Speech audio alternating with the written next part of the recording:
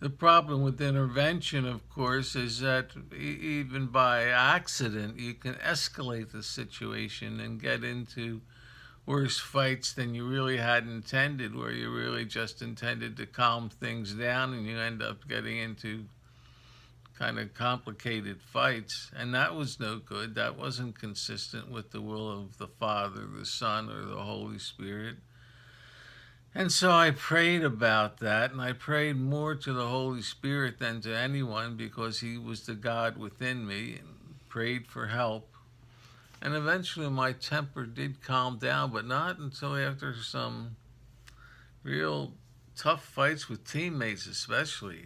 As teammates would start to act up and pick on little guys, I would intervene, and I would stop it. And that was my personality, and nobody talked to me about it. People just let me do it. They didn't say, the coach didn't say, I should have done that. That isn't for a player to do, that's for a coach to do. Well, they didn't because they were not very strong in their coachhood.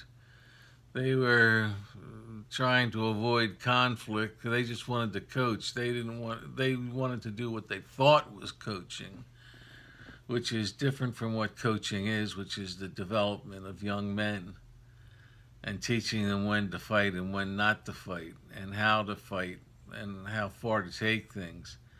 So I got myself in trouble along the way because of my temper. And I, I began to calm down a bit like that, after an injury. I had a serious injury playing basketball, which ended my basketball career. And I wasn't able to fight anymore because my legs weren't under me. And I had to be careful. I couldn't get in ruckuses because I wasn't able to defend myself against tougher kids. And I began to internalize a lot of my anger. And I began to walk around more with the chip on my shoulder, even though the problem was me.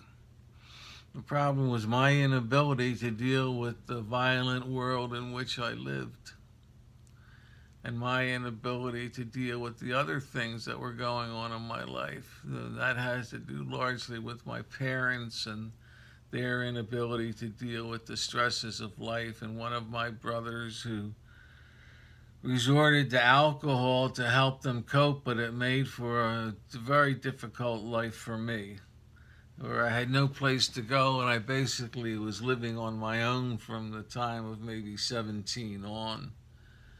And this didn't help with my anger. This didn't make it any less. This kind of added to it.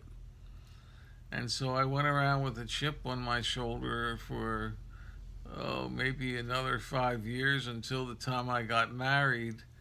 And with the arrival of children, I began to calm down.